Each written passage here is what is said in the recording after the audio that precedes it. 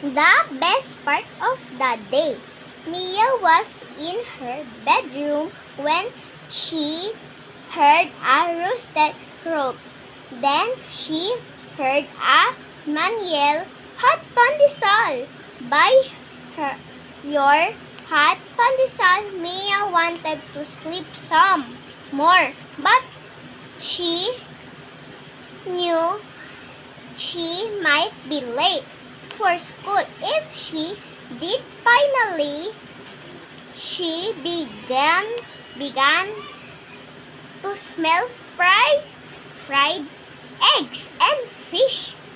"It's time to get up," she said. Mia jumped out of bed and ran down the steps.